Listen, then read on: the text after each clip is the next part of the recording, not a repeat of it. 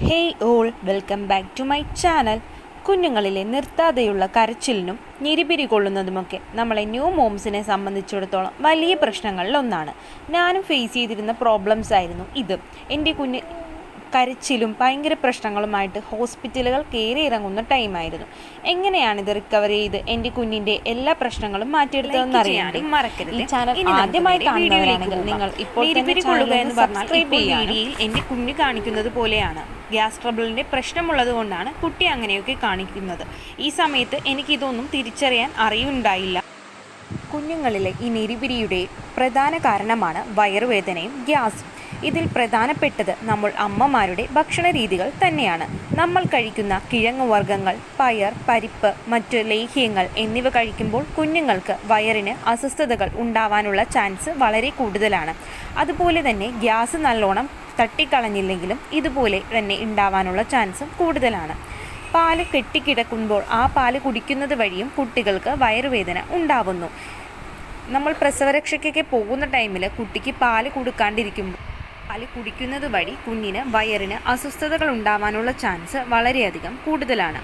അതുപോലെ തന്നെ നമ്മുടെ അമ്മമാർ പ്രത്യേകം ശ്രദ്ധിക്കേണ്ടതാണ് അവരുടെ ഭക്ഷണ രീതികൾ.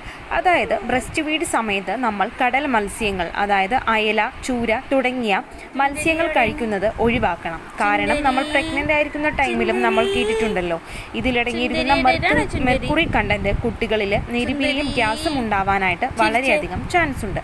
അതുകൊണ്ട് അത്തരം മത്സ്യങ്ങൾ ഒഴിവാക്കിയിട്ട് ചെറിയ മത്സ്യങ്ങൾ കഴിക്കാൻ പ്രത്യേകം ശ്രദ്ധിക്കണം. അതുപോലെ തന്നെയാണ് അമിതമായ ചായയുടെയും കോഫിയുടെയും ഉപയോഗം. നമുക്ക് ഉറക്കമൊക്കെ നഷ്ടപ്പെടുന്നത് കൊണ്ട് തന്നെ നമുക്ക് ചായയും കോഫിയൊക്കെ കുടിക്കാനുള്ള ടെൻഡൻസി കൂടുതലായിരിക്കും. പക്ഷേ ഇങ്ങനെയുള്ള ടെൻഡൻസി മൂലം നമ്മൾ ചായയും കോഫിയും ഒക്കെ കുടിക്കുമ്പോൾ അത് അഫക്റ്റ് ചെയ്യുന്നത് നമ്മുടെ കുഞ്ഞിനെയാണെന്ന കാര്യം നമ്മൾ മറക്കരുത്. കാരണം ചായയിലും കോഫിയിലുമൊക്കെ കഫൈൻ കണ്ടന്റ് കൂടുതലായിട്ടുണ്ട്. ചായയും കോഫിയും ഒഴിവാക്കുന്നത് പോലെ നമുക്ക് പെൺകുട്ടികൾക്ക് ഇഷ്ടമുള്ള കാര്യമാണല്ലോ ചോക്ലേറ്റുകൾ കഴിക്കാൻ. അതുപോലെ ചോക്ലേറ്റുകളൊക്കെ കഴിക്കുന്നത് മാക്സിമം ഒഴിവാക്കണം. അതായത് ഡാർക്ക് ചോക്ലേറ്റാണ് എക്സ്പെഷ്യലി പറയുന്നത്. വൈറ്റ് ചോക്ലേറ്റിന് ഇത്രയും പ്രശ്നങ്ങൾ ഉണ്ടാവുന്നതല്ല.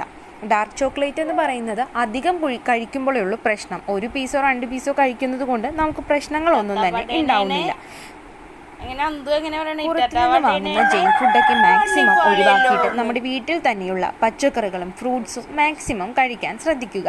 ഇതിൽ പ്രധാനപ്പെട്ടവയാണ് നമ്മുടെ പയറുവർഗ്ഗങ്ങൾ, പച്ചക്കറികൾ, ഫ്രൂട്ട്സ്.